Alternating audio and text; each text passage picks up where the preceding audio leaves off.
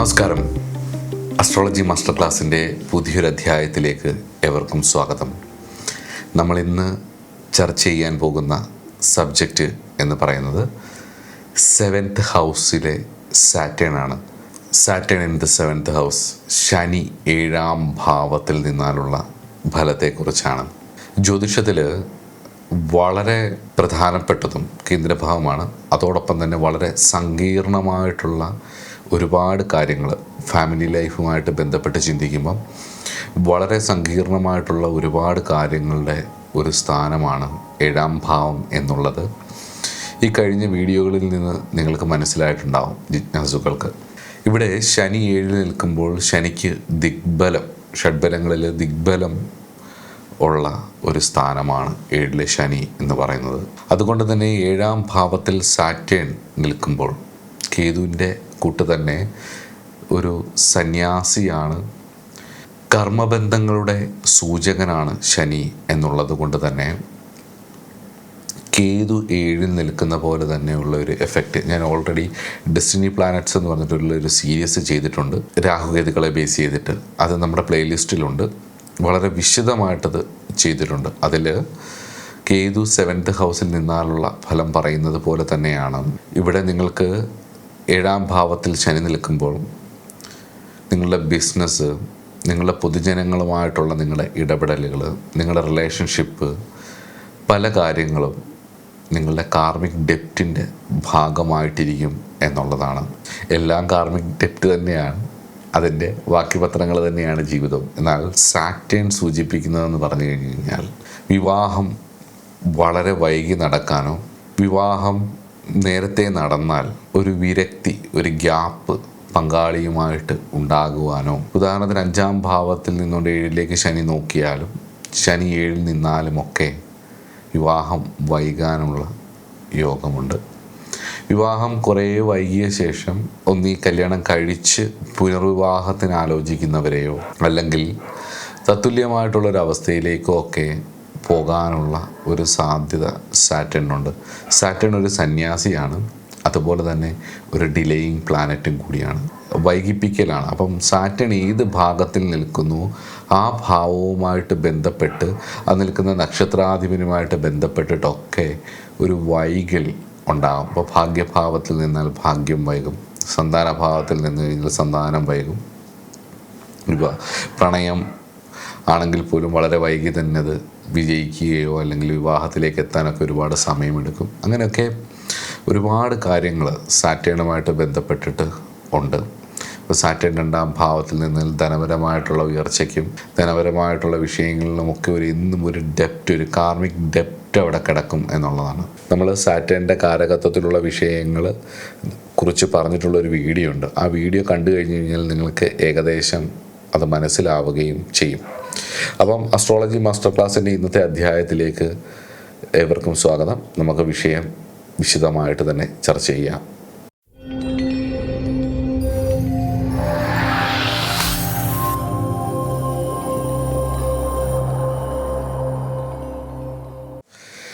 Seventh house Saturn എന്ന് പറഞ്ഞു കഴിഞ്ഞു കഴിഞ്ഞാൽ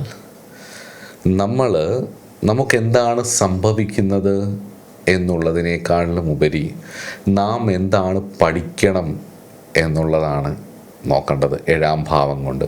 അപ്പം നിങ്ങളുടെ ഉള്ളിൽ ഒരു പക്വത, ഗൗരവം, ഏകാന്തത ഇത്യാദി കാര്യങ്ങൾ പുറത്തെടുക്കുന്നില്ലെങ്കിൽ, 7th ഹൗസ് ആയിട്ട് ബന്ധപ്പെട്ട് നിങ്ങളൊരു പക്വതയും ഒരു ഏകാന്തതയും ഒരു ഗൗരവവും ഒന്നും പുറത്തെടുക്കുന്നില്ലെങ്കിൽ നിങ്ങൾ അത്തരം സ്വഭാവമുള്ള ഒരാളെ പങ്കാളിയായിട്ട് ആകർഷിക്കും എന്നുള്ളതാണ് ആചാര്യന്മാർ പറയുന്നത്.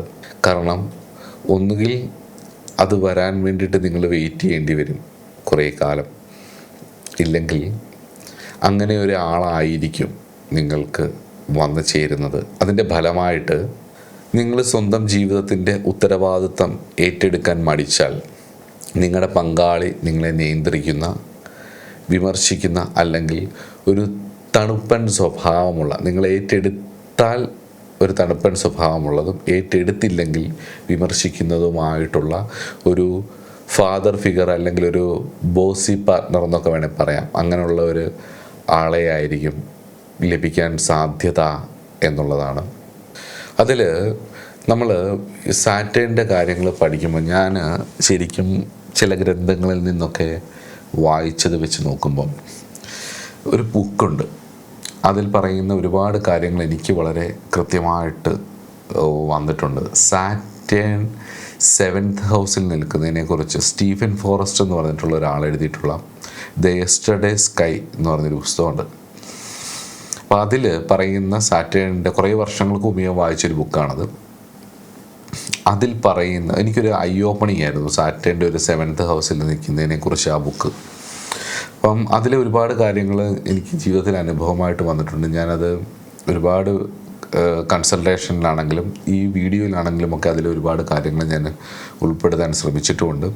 അതെനിക്ക് അനുഭവമായിട്ട് വന്നിട്ടുണ്ട്. അദ്ദേഹം അതിൽ പറഞ്ഞിട്ടുള്ള അദ്ദേഹത്തിൻ്റെ അന്വേഷണങ്ങൾ പലതും എനിക്ക് അനുഭവമായിട്ട് വന്നിട്ടുണ്ട്. നമ്മുടെ ഈ ഒരു ഡിലേയിങ്ങും അതുപോലെ തന്നെ അവിടേക്ക് സാറ്റേൺ അവിടെ നിൽക്കുകയും അവിടെ വേറൊരു പാപഗ്രഹം കൂടെ നോക്കുകയും കൂടെ ചെയ്തു കഴിഞ്ഞ് കഴിഞ്ഞാൽ, പ്രത്യേകിച്ച് സ്ത്രീ ജാതകത്തിലൊക്കെ വിവാഹം വളരെ നേരത്തെ വളരെ പ്രായവ്യത്യാസമുള്ള ഒരാളെ വിവാഹം കഴിക്കാം. തിരിച്ചും ഒന്നുകിൽ നിങ്ങളെക്കാൾ മുതിർന്ന ഒരാളോ, ഇപ്പോൾ ഒരു ആൺകുട്ടിയാണെങ്കിൽ ആൺകുട്ടിയെക്കാട്ടിലും ഒരു മാസത്തിനെങ്കിലും മിനിമം മുതിർന്ന ഒരാളോ, അല്ലെങ്കിൽ പ്രായം കൂടിയ ഒരാളോ, അല്ലെങ്കിൽ നല്ല പ്രായവ്യത്യാസമുള്ള ഒരാളെയോ ഒക്കെ വിവാഹം കഴിക്കാനൊക്കെ ഉള്ളൊരു സാധ്യത വരികയും ചെയ്യും.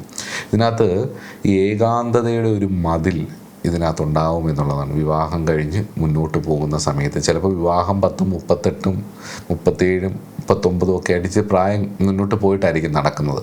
അല്ലെങ്കിൽ നേരത്തെയാണ് നടക്കുന്നതെങ്കിൽ പോലും രണ്ടു പേർക്കും ഇടയിൽ ഒരു വലിയ മതിൽ ഉള്ളതുപോലെ തോന്നാം. നാം തമ്മിലൊരു ബന്ധവുമില്ല എന്നുള്ളൊരു തോന്നൽ, ഒരു ഐസൊലേഷൻ, ഒരു ഏകാന്തതയുടെ ഒരവസ്ഥ ജീവിതത്തിൽ ഉണ്ടാവാം. എന്ന് വെച്ചാൽ സ്നേഹമില്ലാഴികയൊന്നുമല്ല, സ്നേഹമൊക്കെ ഉണ്ട്, പക്ഷേ നാം തമ്മിലൊരു ബന്ധവുമില്ല എന്നുള്ളത് ഒരു തോന്നൽ വരും. അത് പ്രത്യേകിച്ച് ശുക്രന് ശനി ബന്ധവും കൂടി വന്നു കഴിഞ്ഞു കഴിഞ്ഞാൽ, അത് 7ലാണ് നിൽക്കുന്നതെങ്കിലും ആ ഒരവസ്ഥ പലരിലും ഞാനത് കണ്ടിട്ടുണ്ട്. പങ്കാളി എപ്പോഴും കുറ്റപ്പെടുത്തുന്നവരോ, അല്ലെങ്കിൽ പരാതി പറയുന്നവരോ, അല്ലെങ്കിൽ വൈകാരികമായിട്ട് ഇമോഷണലി അൺഅവൈലബിളോ ആയിരിക്കും എന്നുള്ളതാണ്. അതൊരു നിരീക്ഷണത്തിന് നിങ്ങൾ വെക്കേണ്ടതാണ്. സാറ്റേൺ ഒരു വിരക്തി ഉണ്ടാക്കുന്ന ഒരു ഗ്രഹം കൂടി ആയതുകൊണ്ട് തന്നെ, ഒരു മടുപ്പുണ്ടാക്കുന്ന ഒരു കാർമിക് ഡെപ്റ്റിൻ്റെ സൂചകരായതുകൊണ്ട് തന്നെ ഇങ്ങനെയൊരു കാര്യം കാണാം. പലപ്പോഴും സാറ്റേൺ 7th ഹൗസിൽ നിൽക്കുകയും വേറൊരു പാപഗ്രഹത്തിൻ്റെ ദൃഷ്ടിയോ, അല്ലെങ്കിൽ 7ാം ഭാവാധിപൻ 6, 8, 12 പോവുകയോ, ശുക്രന് ശനിബന്ധം വരികയോ ഒക്കെ ചെയ്തു കഴിഞ്ഞു കഴിഞ്ഞാൽ ഇന്നും ഒരു ഭയം അവരിലുണ്ടാകും എന്നുള്ളതാണ്. ഞാൻ തനിച്ചായി പോയേക്കും എന്നൊരു ഭയം. അപ്പം ഇത് കാരണത്താൽ മിക്കവരും കണ്ടിട്ടുള്ളത്, എത്ര മോശമായൊരു ബന്ധമാണെങ്കിൽ പോലും ആ ബന്ധത്തിൽ തന്നെ തുടരാൻ ഇവർ ശ്രമിക്കുകയും ചെയ്യും എന്നുള്ളതാണ്. സസ്റ്റെയിൻ ചെയ്യാൻ ശ്രമിക്കുകയും ചെയ്യും എന്നുള്ളതാണ്. ഇതൊക്കെയാണ് സാറ്റേൺ മോശമായാലുള്ള കാര്യങ്ങൾ. സാറ്റേൺ ഗുണമായിട്ടുള്ള ചില കാര്യങ്ങൾ ഞാൻ പറഞ്ഞു തരാം. സാറ്റേൺ അഥവാ ശനി ഗുണമായി കഴിഞ്ഞു കഴിഞ്ഞാൽ ഉള്ള ചില ഗുണങ്ങൾ. അത് സാറ്റേൺ 7th ഈ പാഠം ഉൾക്കൊള്ളണം. കാരണം ഒരു പാസ്റ്റ് ലൈഫുമായിട്ട് ബന്ധപ്പെട്ടിട്ടുള്ള ഒരു കർമ്മപൂർത്തീകരണമാണ് ആ 7th ഹൗസ് സാറ്റേൺ. പ്രത്യേകിച്ച് റെട്രോയും കൂടെ ആണെങ്കിൽ, ശനി റെട്രോയാണ്, അതായത് വക്രമാണ്. ഈ സാറ്റേൺ നിൽക്കുന്ന 7ാം ഭാവത്തിൻ്റെ അധിപൻ 6, 8, 12 ശുക്രനും 6, 8, 12 സ്ത്രീ ജാതകത്തിൽ കൂട്ടത്തിൽ വ്യാഴം 2ലും കൂടെ വന്നാൽ നിങ്ങൾ എഴുതി വെച്ചു, എത്ര പൊരുത്തമുള്ള വിവാഹമാണെങ്കിൽ പോലും ഡിവോഴ്സ്, ആദ്യത്തെ ബന്ധം പൊട്ടും എന്നുള്ളത് ഉറപ്പാണ്. പഠിക്കാൻ ഞാൻ നിങ്ങൾക്ക് വിട്ടുതരുന്നു. അപ്പം വെറും പ്രണയത്തിനപ്പുറമായിട്ട് പരസ്പരം ബഹുമാനിക്കാനും വളരാനും സഹായിക്കുന്ന 2 പക്വതയുള്ള വ്യക്തികളുടെ കൂടിച്ചേരലായിട്ട് ബലവാനായിട്ടുള്ളൊരു സാറ്റേൺ 7th നിന്നാൽ നമുക്ക് പറയാം. ഒരു പ്രണയം കുറച്ച് ഡ്രൈ ആയിരിക്കും ലൈഫ്. അപ്പം പരസ്പരം ബഹുമാനിക്കുന്ന, വളരാൻ സഹായിക്കുന്ന 2 പക്വതയുള്ള വ്യക്തികളുടെ ഒത്തുചേരൽ എന്ന് പറയാം. സോൾമേറ്റ് അല്ലെങ്കിൽ ആത്മബന്ധമുള്ളവർ എന്നൊക്കെ നമുക്ക് വേണമെങ്കിൽ അതിനെ പറയാം. അതുപോലെ തന്നെ ഒരു പ്രതിജ്ഞാബദ്ധത എന്ന് വേണമെങ്കിൽ പറയാം. രണ്ടാമത്തെ ഒരു ഗുണം എന്ന് പറയുന്നത് പോസിറ്റീവായിട്ടുള്ളൊരു സാറ്റേണിൻ്റെ ഒരു പോസിറ്റീവ് എഫക്റ്റ് എന്ന് പറയുന്നത് പ്രതിജ്ഞാബദ്ധതയാണ്, കമ്മിറ്റ്മെൻ്റാണ്. എന്ത് പ്രശ്നമുണ്ടായാലും നമ്മളത് പരിഹരിക്കും എന്ന ഉറച്ച തീരുമാനം. ഇത് മനസ്സിലാക്കി മുന്നോട്ട് പോയാൽ കാലത്തിനനുസരിച്ച് ആ ബന്ധം കൂടുതൽ ദൃഢമാവുകയും മുന്നോട്ട് പോവുകയും ചെയ്യും എന്നുള്ളതാണ്. അടുത്തത് ഒരു നല്ല വശം, സാറ്റേണിൻ്റെ ഒരു നല്ല വശമായിട്ട് എനിക്ക് തോന്നിയിട്ടുള്ള ഒരു കാര്യം ഞാൻ പറയാം. സിനിമാറ്റിക് റൊമാൻസ് അല്ല വാസ്തവത്തിൽ സാറ്റേൺ എന്ന് പറയുന്നത്. അതായത് പച്ചയായ യാഥാർത്ഥ്യത്തിൽ വിശ്വസിക്കുന്നവരായിരിക്കും ഇവർ. അപ്പോൾ ഈ ഞാൻ പറഞ്ഞ പോലെ ശുക്രൻ്റെ പറഞ്ഞു, വ്യാഴത്തിൻ്റെ പറഞ്ഞു, ബുധൻ്റെ പറഞ്ഞു. നിങ്ങൾ ഈ ഓരോ ഗ്രഹത്തിനും ഞാൻ പറഞ്ഞ ക്യാരക്ടറിസ്റ്റിക്സ് എടുത്ത് നോക്കിയിട്ട് ഓരോരുത്തരുടെ ബിഹേവിയർ നിങ്ങൾ നോക്കിയാൽ മനസ്സിലാവും ഇവർ എന്തിനാണ് വരുന്നത്, എന്തിനാണ് നിങ്ങളെ അപ്രോച്ച് ചെയ്യുന്നത് എന്നൊക്കെ ഉള്ളത്. ഇത്രയും പ്ലാനറ്റ്സിൻ്റെ ഞാൻ പറഞ്ഞ ബിഹേവിയർ അനാലിസിസ് തന്നെ മതി. ഏകദേശം കുറച്ച് ജ്യോതിഷത്തെ സ്നേഹത്തോടെ കാണുന്ന ഒരാളാണെങ്കിൽ വളരെ ലളിതമായിട്ട് നിങ്ങൾക്കത് മനസ്സിലാക്കാൻ പറ്റുകയും ചെയ്യും. അപ്പോൾ ഒരു സിനിമാറ്റിക് സ്റ്റൈലിലുള്ള ഒരു റൊമാൻസിലല്ല, മറിച്ച് പച്ചയായ യാഥാർത്ഥ്യത്തിലാണ് ഇവർ വിശ്വസിക്കുന്നത് എന്നുള്ളതും ഒരു ഉറപ്പായിട്ടുള്ള ഒരു കാര്യവും കൂടി ആണ്. ഇനിയും ഇൻറ്റിമസി ആൻഡ് സെക്ഷൽ സ്റ്റൈലാണ് സാറ്റേണിൻ്റെത്. ഇപ്പോൾ സാറ്റേണിനെ കുറിച്ച് ഏകദേശം പറഞ്ഞു, അതിൻ്റെ ബാഡ് എഫക്റ്റുകൾ പറഞ്ഞു, പാസ്റ്റ് ലൈഫ് കർമ്മയായിട്ടുള്ള കണക്ഷനെ കുറിച്ച് പറഞ്ഞു, ഈ ജന്മത്തിൽ അത് പോസിറ്റീവായിട്ട് എങ്ങനെ എടുക്കാം, അതിൻ്റെ നല്ല വശങ്ങളെക്കുറിച്ച് പറഞ്ഞു. സോൾമേറ്റിൻ്റെ ഒരു ആത്മബന്ധം ഉണ്ടാവാനുള്ളൊരു സാധ്യതയുണ്ട്, അതുപോലെ തന്നെ കമ്മിറ്റ്മെൻ്റ് ഉണ്ട്, റിയലിസ്റ്റിക് ലവ് ആയിരിക്കും എന്നൊക്കെ ഉള്ളത് പറഞ്ഞു. ഇനി അടുത്തത് നമുക്ക് ലൈംഗികതയും അതിൻ്റെ പ്രണയ സമീപനവും നോക്കാം. 7th ഹൗസ് സാറ്റേണിൻ്റെ ഏറ്റവും പ്രധാനപ്പെട്ടൊരു കാര്യം എന്ന് പറയുന്നത് വിശ്വാസമാണ്, ട്രസ്റ്റാണ്. അതിപ്പം ഭാവത്തിലേക്ക് മാറിയാൽ അവർ കൂടുതലായിട്ട് വില കൊടുക്കുന്നത് ട്രസ്റ്റിനായിരിക്കും എന്നുള്ളതാണ്. പതുക്കെയുള്ളൊരു വളർച്ചയാണ്, ഒരു സ്ലോ ബേൺ ടെക്നിക്കാണ് ഇവരുടെ ഒരു സെക്ഷൽ സ്റ്റൈൽ എന്ന് പറയുന്നത്. അതായത് ഇവർക്ക് പെട്ടെന്ന് ആവേശമോ അല്ലെങ്കിൽ വൺ നൈറ്റ് സ്റ്റാൻഡുകളോ, അതായത് കാഷ്വൽ സെക്സോ ഒന്നും ഇവർക്ക് അത്ര വലിയ താല്പര്യമുണ്ടാവില്ല ഒറ്റയ്ക്ക് നിൽക്കുന്ന സാറ്റേൺ. ഇതേ സമയത്ത് ശുക്രനോ കുജനോ അല്ലെങ്കിൽ രാഹുവോ ഒക്കെ ബന്ധപ്പെട്ടാൽ രീതി മാറി. അപ്പം സമയമെടുത്ത് പരസ്പരം ആഴത്തിൽ അറിഞ്ഞ ശേഷം മാത്രം ഇവർക്ക് പൂർണ്ണമായിട്ടുള്ളൊരു ലൈംഗികതയിലേക്കോ അല്ലെങ്കിൽ ഒരു സെക്ഷൽ റിലേഷൻഷിപ്പിലേക്കോ ഒക്കെ ഇവർക്ക് എത്താൻ കഴിയത്തുള്ളൂ എന്നുള്ളതാണ്. അപ്പം പലപ്പോഴും ഇവരുടെ ഒരു രീതി എന്ന് പറയുന്നത് കുറേ അപകർഷതാബോധങ്ങളോ അല്ലെങ്കിൽ ഒരു ഭയമോ അല്ലെങ്കിൽ കുറേ ഇൻഹിബിഷൻസോ ഒക്കെ ഇവർക്ക് കാണാം, എന്തെങ്കിലുമൊക്കെ തടസ്സങ്ങളൊക്കെ ഇവർക്ക് വരാം. അപ്പം ആദ്യകാലങ്ങളിൽ ഇവർക്ക് സ്വന്തം ശരീരം പങ്കുവെക്കാൻ നാണമോ ഭയമോ അല്ലെങ്കിൽ അപകർഷതാബോധമോ ഇൻസെക്യൂരിറ്റീസോ ഒക്കെ ഉണ്ടാവാനുള്ളൊരു സാധ്യതയുണ്ട്. അതായത് നമ്മളെ അവർക്ക് ഇഷ്ടപ്പെടുമോ അല്ലെങ്കിൽ നമ്മളവരുമായിട്ട് ജെല്ലാവുമോ അല്ലെങ്കിൽ സെറ്റാവുമോ എന്നൊക്കെയുള്ള ഒരു ചിന്ത ഇവരുടെ ഉള്ളിൽ എപ്പോഴും ഉണ്ടാവും എന്ന് തോന്നുന്നു. അത് എനിക്ക് പലപ്പോഴും തോന്നിയിട്ടുണ്ട്. ആ ഒരു ദാസ്യഭാവം, ഒരു ദാസ്യാവസ്ഥ ഇവർക്കുണ്ടാവുന്നതായിട്ട് എനിക്ക് തോന്നിയിട്ടുണ്ട്. അത് പലപ്പോഴും ഇവരുടെ ഇൻസെക്യൂരിറ്റി കൊണ്ടോ അപകർഷതാബോധം കൊണ്ടോ ആണെന്നാണ് എൻ്റെ ഒരു തോന്നൽ. ആഴത്തിലുള്ളൊരു അടുപ്പം, ഞാൻ മുന്നേ പറഞ്ഞ പോലെ തന്നെ വളരെ പോസിറ്റീവായിട്ടുള്ളൊരു കാര്യമാണ് ആഴത്തിലുള്ളൊരു അടുപ്പം എന്ന് പറയുന്നത്. ഒരിക്കലും വിശ്വാസം വന്നു കഴിഞ്ഞാൽ ഇവരുടെ ലൈംഗിക ജീവിതം വളരെ ആഴത്തിലുള്ളതും ഡീപ്ലി ബോണ്ടിങ് ഉള്ളതായിരിക്കും, വളരെ വിശ്വസ്തയോട് കൂടിയിട്ടുള്ളത് ആയിരിക്കും. അവിടെ കാപട്യങ്ങളോ ഷോ ഓഫുകളോ അല്ലെങ്കിൽ മറ്റു കാര്യങ്ങളോ ഒന്നും ഉണ്ടാവുകയില്ല എന്നും. അതുപോലെ തന്നെ ഈ 7th ഹൗസ് സാറ്റേണിൽ അവർ റിലേഷൻഷിപ്പിൽ ഇടയ്ക്ക് ഇവർക്കൊരു ഏകാന്തത ആവശ്യമാണ് എന്നുള്ളതാണ്. അത് ലൈംഗികതയോ അല്ലെങ്കിൽ കുടുംബജീവിതത്തിലോ ഉണ്ടാവുന്ന ഒരു ബ്രേക്കപ്പിന് വേണ്ടിയല്ല. ആക്ച്വലി ഇവർക്ക് ഇടയ്ക്കിടയ്ക്ക് ഒരു സോളിറ്റ്യൂഡ്, ഒരു ഏകാന്തത ഇവർക്ക് ആവശ്യമാണ്. അത് പങ്കാളിയോടുള്ളൊരു വെറുപ്പല്ല, മറിച്ച് ഒരു റീചാർജിങ് പോലെ അവർക്കൊന്ന് സ്വസ്ഥമാകാൻ വേണ്ടിയിട്ട്, ഒരു സമാധാനമാവാൻ വേണ്ടിയിട്ട് ഒരു ബ്രേക്ക് എടുത്ത് എങ്ങോട്ടെങ്കിലും യാത്ര ചെയ്യുകയോ അല്ലെങ്കിൽ എങ്ങോട്ടെങ്കിലും ഒന്ന് മാറി നിൽക്കുകയോ ഒക്കെ ചെയ്യുന്ന ഒരു രീതി കണ്ടിട്ടുണ്ട്. അപ്പോഴാണ് അത് സ്വസ്ഥമായിട്ട് പോകുന്നതായിട്ടും എനിക്ക് തോന്നിയിട്ടുള്ളത്. അപ്പം ശനിയുടെ കാരകനായിട്ടുള്ള നായൻ ഇവിടെ കുരച്ചുകൊണ്ടിരിക്കുന്നു. അപ്പം ശനിയെക്കുറിച്ച് പറയുമ്പം അതിൻ്റെ നെഗറ്റീവ് കാര്യങ്ങൾ പറയുന്നത് സൂക്ഷ്മത്തിൽ ചിലപ്പം നായ്ക്ക് മനസ്സിലായിട്ടുണ്ടാകും. അതുകൊണ്ടായിരിക്കാം അത് നിരന്തരമായി നമ്മളുടെ ഈ ഒരു കോൺവെർസേഷൻ, നമ്മുടെ ഈ ഒരു മോണോലോഗ് ആണെങ്കിൽ പോലും ഞാനിത് പറയുമ്പോൾ എന്നോടൊപ്പം നിങ്ങളിത് ചിന്തിക്കുകയും ചെയ്യുന്നുണ്ട് എന്നുള്ളൊരു വിശ്വാസത്തിലാണ് അത് പറയുന്നത്. അതുകൊണ്ട് തന്നെ ഇതൊരു ഡയലോഗാണ്. അപ്പോൾ അതുകൊണ്ട് അത് ശല്യപ്പെടുത്താൻ വേണ്ടി നായ നിരന്തരമായിട്ട് ശ്രമിച്ചുകൊണ്ടേയിരിക്കുന്നത്. എന്തുതന്നെ ആയാലും നമുക്കിനി അതിൻ്റെ കാർമിക് കണക്ഷൻസിലേക്ക് പോകാം. അപൂർണമായിട്ടുള്ള കാര്യങ്ങളെ തീർക്കാൻ വേണ്ടിയിട്ടാണ് വാസ്തവത്തിൽ ഒരു 7th ഹൗസ് സാറ്റേൺ ആയിട്ടുള്ള ഒരാൾ ഒരു റിലേഷൻഷിപ്പിലേക്കോ ബന്ധങ്ങളിലേക്കോ എത്തുന്നത്. നിങ്ങൾ പങ്കാളിയെ കണ്ടുമുട്ടുന്നത് മുൻജന്മത്തിൽ ബാക്കി വെച്ചിട്ടുള്ള ചില കർമ്മങ്ങൾ, അൺഫിനിഷ്ഡ് ആയിട്ടുള്ള ബിസിനസ് തീർക്കാനാണ് എന്നുള്ളതാണ്. പക്ഷേ ഈ ബന്ധങ്ങൾ പലപ്പോഴും നിങ്ങൾക്കൊരു സുഖകരമായിരിക്കില്ല എന്നുള്ളതാണ്. പക്ഷേ അത് നിങ്ങളെ ഇൻറ്റേർണലി വളർത്തും. നിങ്ങൾ കൂടുതൽ പക്വതയുള്ളവരാവും ഓരോ ബന്ധങ്ങൾ കഴിയുമ്പോൾ, അല്ലെങ്കിൽ 1-2 ബന്ധങ്ങൾ കഴിയുമ്പോൾ, അല്ലെങ്കിൽ ഒരു ബന്ധം തന്നെ കഴിയുമ്പോൾ തന്നെ നിങ്ങൾ പക്വതയുള്ളവരാവും. അറിയാതെ പങ്കാളി നിങ്ങളുടെ ഒരു ടീച്ചറാവാനോ, അല്ലെങ്കിൽ ചിലപ്പോൾ കടുപ്പക്കാരനായിട്ടുള്ള ഒരു ഗുരുവിനെ പോലെയോ ഒക്കെ പെരുമാറാം. കാരണം അപ്പം ഒരു വെറുപ്പൊക്കെ വന്നാലും, ബ്രേക്കപ്പ് വരുമ്പോൾ ഒരു നിസ്സഹായത കൊണ്ട് ഒരു വേദനയൊക്കെ വന്നാലും കുറച്ച് കഴിയുമ്പം തിരിച്ച് ചിന്തിക്കുമ്പം ഇത് നന്നായി എന്ന് തോന്നുന്ന ഒരവസ്ഥയിലേക്ക് വരാം.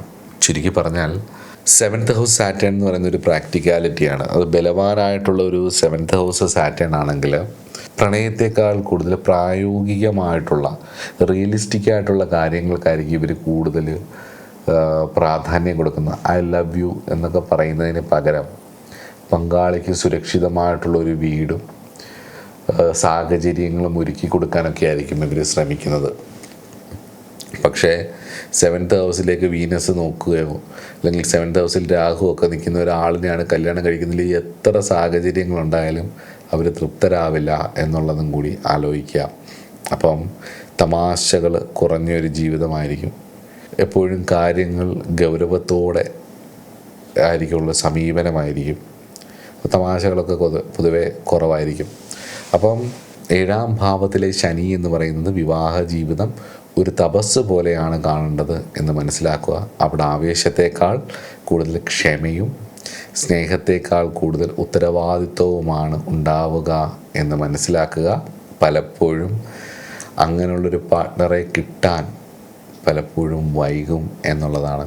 നേരത്തെ കിട്ടിയാൽ തന്നെ അതിൻ്റെ ബുദ്ധിമുട്ടുകൾ അനുഭവിക്കുകയും ഒക്കെ ചെയ്യും. ഒരു ദാസ്യഭാവം ഇവർക്കുണ്ടാവും എന്നുള്ളതാണ്. അതോടൊപ്പം തന്നെ ഞാൻ മുമ്പേ പറഞ്ഞ പോലെ ഇടയ്ക്കിടയ്ക്ക് ഒരു ബ്രേക്ക് എടുക്കാനുള്ളൊരു ടെൻഡൻസി ഇവർക്കുണ്ടാവും. ശനി ഒറ്റയ്ക്ക് നിന്നാലാണ്. പക്ഷേ ശനിയോടൊപ്പം ചൊവ്വ, അതേപോലെ രവി, അതേപോലെ തന്നെ രാഹു, ശുക്രനൊക്കെ വന്നു കഴിഞ്ഞാൽ പ്രായത്തിൽ മുതിർന്നവരുമായിട്ടോ അല്ലെങ്കിൽ നല്ല പ്രായ വ്യത്യാസമുള്ളവരുമായിട്ടോ ഉള്ള സ്നേഹങ്ങളും ഒക്കെ വരും. ഒരാൾക്ക് നല്ല പ്രായം, ഞാൻ ഇന്ന് ഒരു കൺസൾട്ടേഷൻ എടുത്തിട്ടുണ്ടായിരുന്നു. ഒരാൾ 1975 സാറ്റേൺ 7th ഹൗസിലാണ്. അയാൾ ആദ്യം ഒരു വിവാഹം കഴിച്ചു, അത് ബ്രേക്കപ്പായി. അതിന് കുറേ വർഷം അതിൻ്റെ കേസും കാര്യങ്ങളൊക്കെ നടന്നു. ഇപ്പോൾ അയാൾ രണ്ടാമതൊരു വിവാഹത്തിൻ്റെ പൊരുത്തം നോക്കാൻ വേണ്ടിയാണ് എന്നെ വിളിച്ചത്. ആ പെൺകുട്ടി പുറം രാജ്യക്കാരിയാണ്. അതിൻ്റെ ഡേറ്റ് ഓഫ് ബർത്ത് 1995. അപ്പം 75ഉം 95ഉം. അപ്പം ഞാൻ ഈ 7th ഹൗസ് സാറ്റേൺ നോക്കിയപ്പം ആ പെൺകുട്ടിക്ക് ലഗ്നത്തിൽ നിന്നുകൊണ്ട് സാറ്റേൺ 7ലേക്ക് നോക്കുന്നുണ്ട്. അപ്പം ഇത് ഈ പയ്യന്, ഈ ആണിന് എന്ന് പറയുന്നത് 7th ഹൗസിലാണ് സാറ്റേൺ നിൽക്കുന്നത്. അപ്പം ഞാൻ വളരെ ഗൗരവത്തോടു കൂടി ഇന്ന് ഈ വിഷയം അവതരിപ്പിച്ചപ്പം ഇന്നത്തെ രാവിലത്തെ കൺസൾട്ടേഷനിൽ കിട്ടിയ ഒരു ഹൊറോസ്കോപ്പും കൂടിയാണ് എന്നുള്ളതും കൂടി ഞാനിന്ന് പറഞ്ഞു എന്നുള്ളത്. അപ്പം അങ്ങനെ ഒരു അനുഭവം കൂടി ഇന്നിത് പറയാനെടുത്തപ്പം വരികയും ചെയ്തു. അപ്പോൾ അത് നിങ്ങളുടെ പഠനത്തിനായിട്ട്, നിരീക്ഷണത്തിനായിട്ട് ഉപയോഗിക്കും. ഇങ്ങനെയുള്ള ഒരു വ്യത്യാസം വരും എന്നുള്ളതാണ്. ശുക്രന് ശനിബന്ധം വന്നു കഴിഞ്ഞാലൊക്കെ പ്രായത്തിൽ മുതിർന്നവരുമായിട്ടൊക്കെയുള്ള ബന്ധം പുരുഷന് സ്ത്രീക്കാണെങ്കിലും പ്രായത്തിൽ ഒരുപാട് ഇളയ ആൾക്കാരുമായിട്ടുള്ള, അതായത് സാമ്പ്രദായികമായിട്ട് കാണുന്നതിൽ നിന്നുമുള്ളൊരു വ്യത്യാസം. അതുപോലെ തന്നെ ഇവരുടെ ഒരു ഇഷ്ടങ്ങൾ പലപ്പോഴും കുറച്ച് റോ ആയിട്ടുള്ള ആൾക്കാരോടായിരിക്കും താല്പര്യം എന്നുള്ളത്. കുറച്ച് റോ ആയിട്ടുള്ള ആൾക്കാർ, അത്യാവശ്യം ഭയങ്കര സൗന്ദര്യമുള്ളവർ, ഒരുങ്ങി നടക്കുന്നവരും ഒക്കെ കാട്ടിലും കൂടുതൽ ഇവർക്ക് ചിലപ്പം 7th ഹൗസിൽ സാറ്റർൻ ഇരിക്കുന്നവർക്ക് ചിലപ്പം കാണാൻ നല്ല ഭംഗിയൊക്കെ ആയിരിക്കും. പക്ഷേ ഇവരുടെ ഒരു ഇഷ്ടം, ഇവരുടെ ഒരു താല്പര്യം, ഇവരുടെ മനസ്സിൽ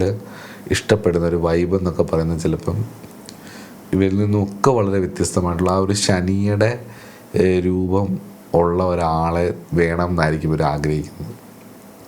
അപ്പം അങ്ങനെയൊക്കെയുള്ള ചില കാര്യങ്ങൾ ഇതിനകത്ത് നിരീക്ഷണമായിട്ട് നിങ്ങൾക്ക് എടുക്കാൻ കഴിയും. അപ്പം സാറ്റേണിനെ കുറിച്ചുള്ള കാര്യങ്ങൾ ഏകദേശം ഇത്രയൊക്കെയാണ് എനിക്ക് പറയാനുള്ളത്. സാറ്റേണിനെ കുറിച്ച് വളരെ ചുരുങ്ങിയൊരു വീഡിയോ ആണ് ഞാൻ ചെയ്യുന്നത്. കാരണം നമ്മൾ ഇപ്പം കുറേ കാര്യങ്ങൾ നമ്മൾ ചെയ്യുമ്പം വളരെ വിശദമായിട്ട് ചെയ്യുമ്പം അതിൻ്റെ ഒരു ആൾക്കാരിലേക്ക് അത് എത്തുന്നതും അതിൻ്റെ വ്യൂയിങ് ടൈമിങ്ങും ഒക്കെ ആൾക്കാർക്ക് മടുപ്പായി തുടങ്ങിയെന്ന് തോന്നും. കാരണം ഇന്നത്തെ കാലഘട്ടത്തിൻ്റെ ആയിരിക്കും. ഒരുപാട് കുറച്ച് മാത്രം കാണാൻ ഇഷ്ടപ്പെടുന്നവരാണ്, കുറച്ച് പഠിക്കുന്നവരുണ്ടാവും. അപ്പം അത്രയും എഫേർട്ട് ഇട്ട് നമ്മൾ ചെയ്യുമ്പം വളരെ ലെങ്തായിട്ട് ചെയ്യുമ്പോൾ ഉണ്ടാകുന്ന ഒരു പോരായ്മ ആ വീഡിയോയ്ക്ക് കിട്ടുന്ന അല്ലെങ്കിൽ അതിനെ ആൾക്കാരിലേക്ക് രജിസ്റ്റേർഡ് ആവുന്നതിൻ്റെ ഒരു പരിമിതിയും ഈ വീഡിയോയ്ക്കുണ്ട്. എന്നാൽ പോലും 1, 2, 3 വീഡിയോ ആയിരുന്നു നമ്മൾ ഓരോ ഗ്രഹത്തിൻ്റെയും കുറിച്ച് പറഞ്ഞിരുന്നത്. പക്ഷേ സാറ്റേൺ 7th ഹൗസിലുള്ള വീഡിയോ നമ്മൾ ചുരുക്കുകയാണ്. അപ്പം ഇത്രയൊക്കെയാണ് എനിക്ക് സാറ്റേണിനെ കുറിച്ച് പറയാനുള്ളത്. 7ൽ ശനി നിൽക്കുന്നവർ പരിഹാരമായിട്ട് പഞ്ചാക്ഷര ജപം നിത്യേന ശീലിക്കുക. അതോടൊപ്പം തന്നെ ശാസ്താവിന് പരിഹാരം ചെയ്യുക എന്നുള്ളതാണ്. യുഗ്മരാശിയിലാണെന്നുണ്ടെങ്കിൽ അത് കാളിയെ നന്നായി ആരാധിക്കുക. അതുപോലെ തന്നെ രവി ബന്ധമൊക്കെ വന്ന് രവിയുടെ രാശിയിലൊക്കെ ആണെങ്കിൽ മൃത്യുഞ്ജയനെയും, വൈഷ്ണവ ബന്ധമുള്ള രാശികളാണെങ്കിൽ ബുധൻ്റെയോ വ്യാഴത്തിൻ്റെയോ ഒക്കെ രാശികളാണെങ്കിൽ ദത്താത്രേയനെയും, അതുപോലെ തന്നെ ഹനുമാൻ സ്വാമിയെയും അയ്യപ്പസ്വാമിയെയും ഒക്കെ നന്നായിട്ട് ആശ്രയിച്ച് സാറ്റേണിൻ്റെ പരിഹാരങ്ങൾ കണ്ടെത്തിക്കൊള്ളുക. നല്ലൊരു അസ്ട്രോളജറെ കണ്ട് വേണ്ട അഭിപ്രായങ്ങളും സ്വീകരിക്കുക. അതോടൊപ്പം തന്നെ ഞാൻ സാറ്റേണിൻ്റെ പരിഹാരങ്ങളെക്കുറിച്ച് പറഞ്ഞ ഒരു വീഡിയോ നിങ്ങൾക്ക് നമ്മുടെ ചാനലിൽ ഒരു വീഡിയോ നിങ്ങൾക്ക് കാണാം. ഒരു സീരീസ് ഉണ്ട്, പരിഹാരങ്ങൾ എന്ന് പറഞ്ഞിട്ടൊരു സീരീസ് ഉണ്ട്. അതിൽ സാറ്റേണിൻ്റെ പരിഹാരങ്ങൾ, പല തരത്തിലുള്ള പരിഹാരങ്ങൾ ഞാൻ പറയുന്നുണ്ട്. അതിലേതെങ്കിലും ഒക്കെ എടുത്തോ അല്ലെങ്കിൽ എല്ലാമോ അല്ലെങ്കിൽ കഴിയുന്നതോ നിങ്ങളുടെ സാഹചര്യങ്ങൾക്കനുസരിച്ച് ചെയ്യാൻ ശ്രമിക്കുകയും ചെയ്തു കഴിഞ്ഞ് കഴിഞ്ഞാൽ വളരെ പതിയാണെങ്കിൽ പോലും അതിന് മാറ്റം വരും. ഉദാഹരണത്തിന് ചന്ദ്രന് പരിഹാരം ചെയ്താൽ വളരെ പെട്ടെന്ന് പരിഹരിക്കും.